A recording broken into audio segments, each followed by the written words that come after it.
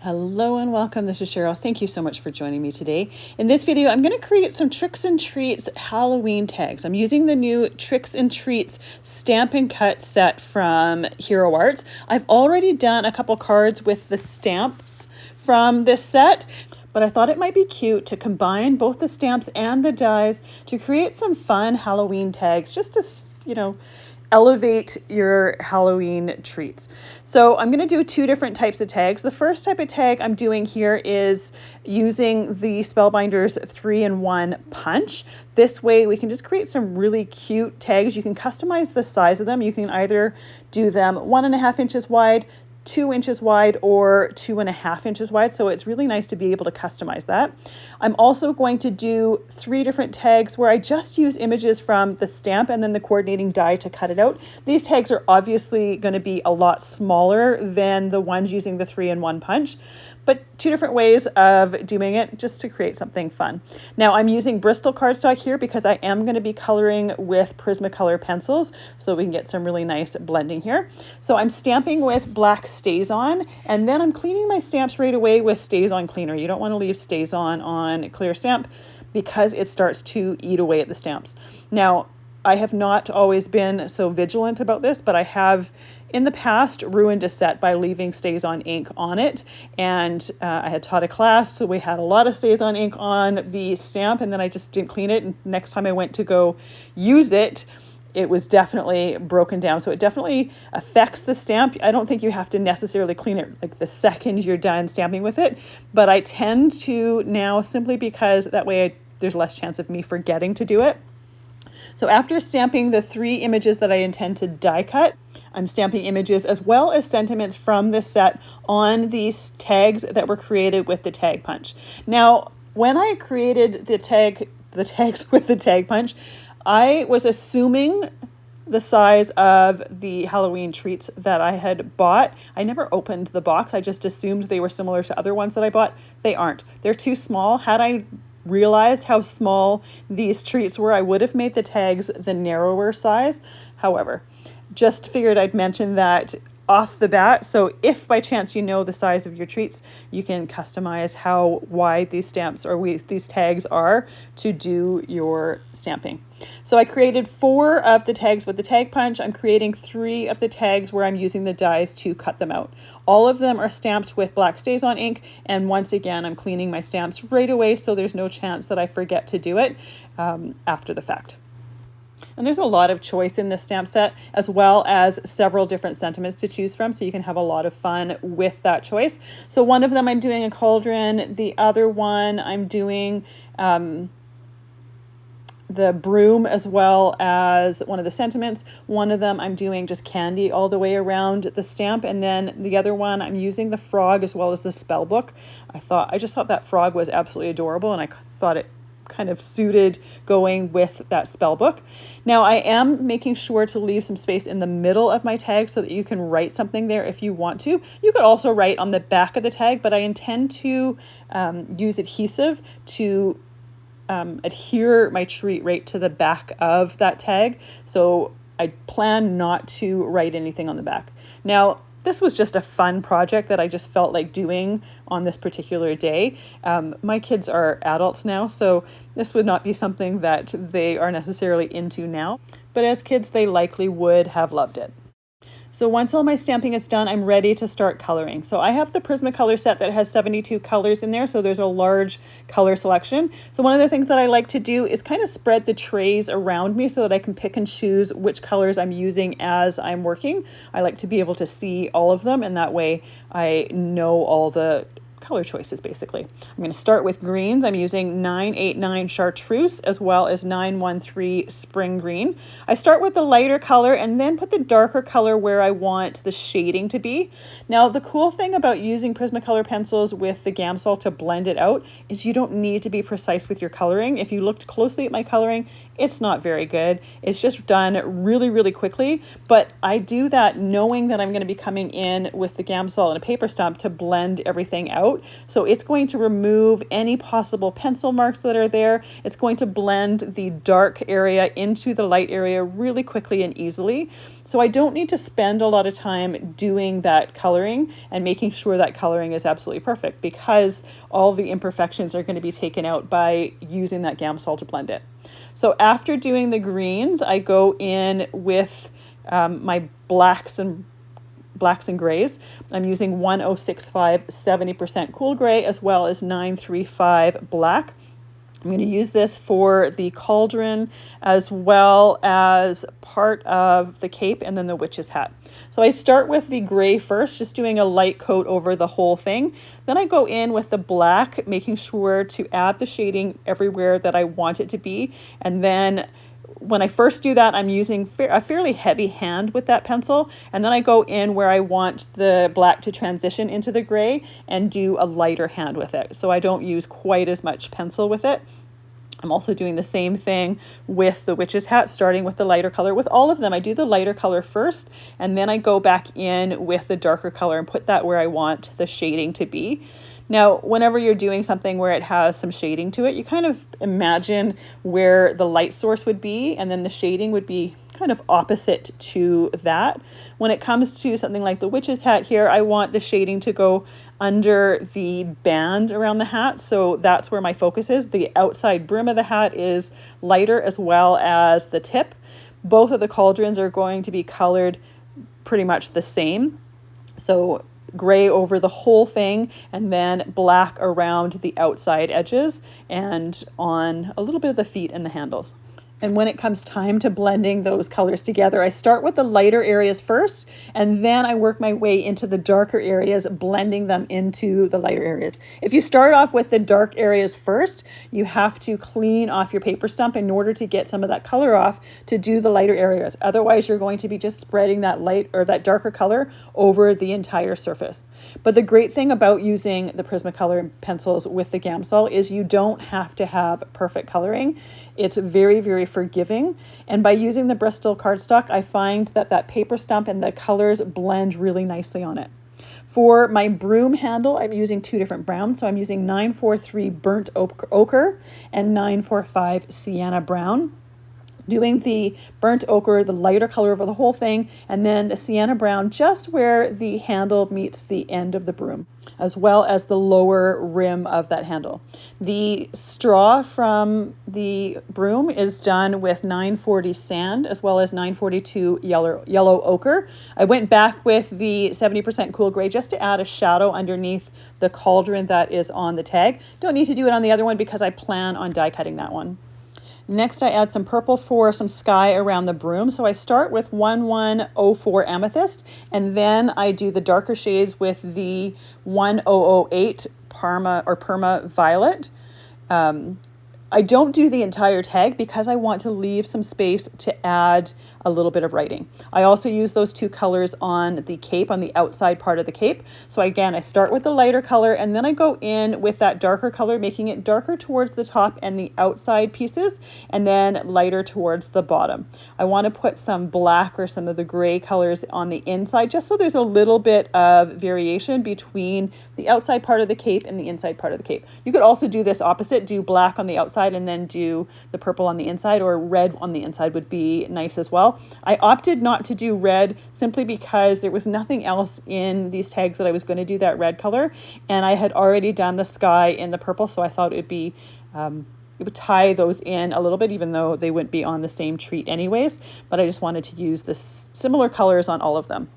I brought out the browns again to do the caramel on the apple as well as the handle, and then one of the candy pieces is also the brown color. I pulled out the same yellows that I had used on the broom to do one of the layers of the candy corn. Now, to be honest, I'm not sure what color order the candy corn goes in. I think the yellow is at the top, but I always, in my brain, think it's wrong because I think the yellow should go right beside the orange. However, I didn't have any to compare it to, as well as the fact that I didn't want to Google it, so I just figured I'd get creative. I grabbed the purples again and used them on the spell book. I always love the spell books in purple. I don't really know why when it comes to Halloween. I love the combination of the orange, green, and purple. I think it's just a fun playful combination. I love the fun, playful side of Halloween, but I hate the spooky, scary side. So I tend to lean towards the fun part rather than the spooky and scary part. So for my pumpkin, as well as the lower level or the lower piece of the candy corn, I used 1002 yellow orange, and then I used 918 orange to do the darker areas from that. So with that, I think I have all of my pieces colored and I'm ready to start blending. So I have a little tiny dish here. I pour a tiny bit of Gamsol in it. You don't need a whole lot. A little goes a long way. And then when I'm done, I just pour any of the excess back in there. I also have a piece of sandpaper that I use to take color off the end of my paper stump between colors. When I do this, like I said before, I start with the lighter shade that I've colored with, and then I go in and I blend the darker shade into the lighter shade. I'm also, you can see that I'm going between all of my tags. So while I'm doing the green on one tag, I'm going to do the green on all of them. Because I already have that color on my paper stump, I might as well do all of that shade rather than bouncing around between the different colors, just finishing one tag at a time. This is just, in my opinion, just a little bit more efficient, and that way I have to sand my paper stump down a lot less. But when you're doing this, like I said before, it removes any pencil crayon streaks that you get from coloring, and it just blends it all in beautifully. I love blending on that Bristol cardstock. I've tried a few different cardstocks, and for this particular technique, I find that has the best results in my opinion. After doing the green, I go into the purple. Once again, just like the green, starting with the lighter shade of purple and then working my way to the darker shade, blending it into the lighter areas. If at any point I feel like I have too much color on the end of my paper stump, I can use that sandpaper to sand it off. The only color I really find that I have to do that with, though, is the grays and the black, because the black has a lot of pigment to it, and I do find that if I don't sand my paper stump off or remove some of that color, it really kind of overtakes the gray. So I am careful when I'm doing it to make sure that I have kind of the right proportions, that I have some areas that are light and some areas that are dark. Once I'm done the sky outside of the broom, I go and do the exact same thing on the cape. Now you can go between all of the pieces and just do all of the light colors first and then do all of the darker areas. I didn't do that with this. I didn't really feel like I needed to, but you absolutely can if you want. Like, there's no time limit to using that Gamsol and blending. It doesn't start to break down the paper, so I don't find that I need to be quick, or I don't find that I need to get something done before the paper starts breaking down. I've never had the paper start breaking down on me, which is great. With the blacks, I'm going to do the same thing on all of them. Start with the gray and then go in and blend the black.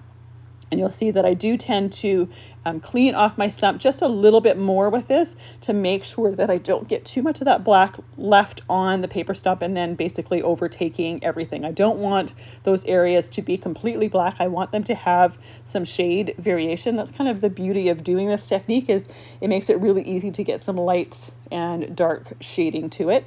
Another way that these could be colored would be Copic markers, or watercoloring would be fun. I did watercoloring with this set for the cards that I made, and I'll link them at the end of the video. So I didn't want to do that technique. I was flip-flopping between using Copics and using Prismacolors, and the day that I ended up doing this, I just kind of felt like playing with the Prismacolors. It just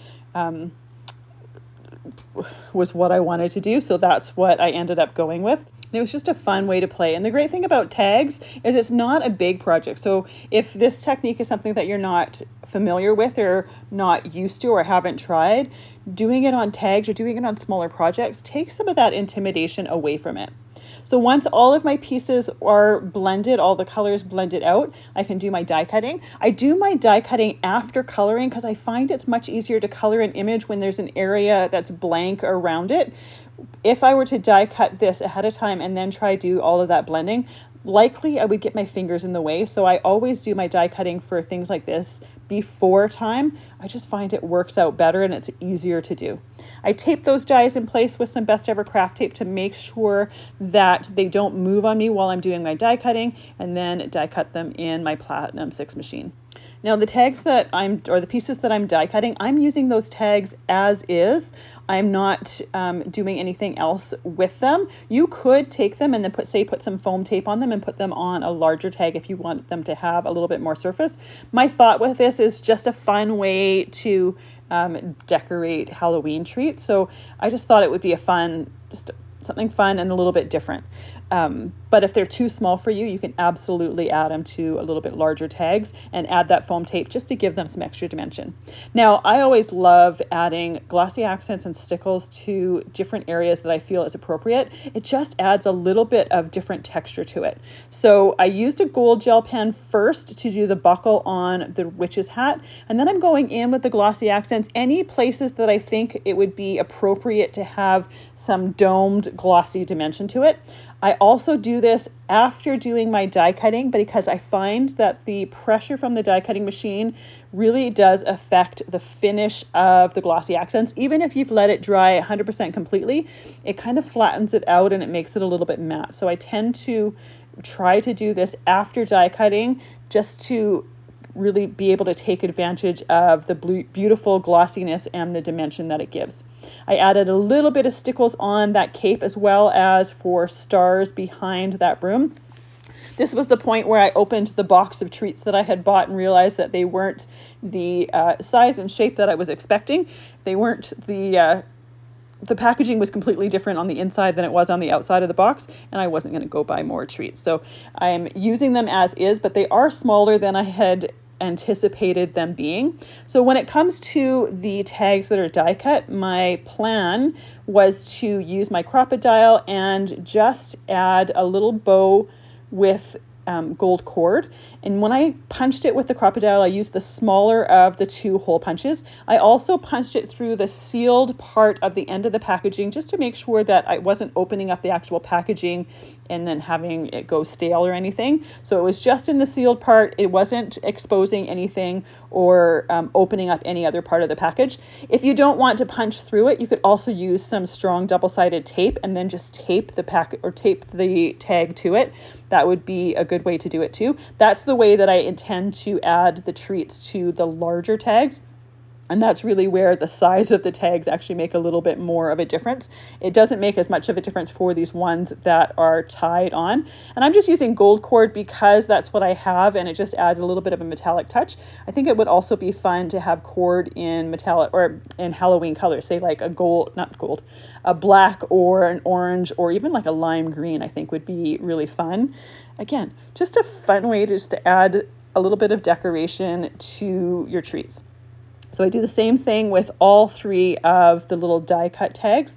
And then when it comes to the larger ones, I'm using some Suk-Wang tape to just put a little strip of tape on the back of those tags. And then I will just put those treats right on there. I only actually do it to two of them simply because once it's done, once you really pretty much get the idea of it, for the tops of the tags, I'm using some gold ribbon just because it's a little bit thicker. Because these tags are a bit bigger, they can handle it. There's a few different ways that you can tie this at the top of the tag. You can do a bow like I'm doing here, and then I take my detail scissors afterwards and I just trim that bow down just a little bit to get the tails an even length on both sides. Now, you may have noticed that I tied the bow on my tag with the tag upside down. If you ever have problems with tying bows and you find that the tails of them are always sticking up, the trick I learned probably about 25 years ago is tie your bow upside down, and then your tails will be how you want them to hang. Now, I don't know why this works, but it absolutely does work. I was at my brother's wedding tying bows on the back of a chair, and I was doing them all with upside down. It looked really, really weird while I was doing it, and people were making fun of me while I was doing it. But then the bride's grandma came in and basically pointed out that only my bows were the ones that looked right. So it absolutely does work. It's really weird, but it's a great tip. So another way you can do these tags at the top is just adding a strip of ribbon.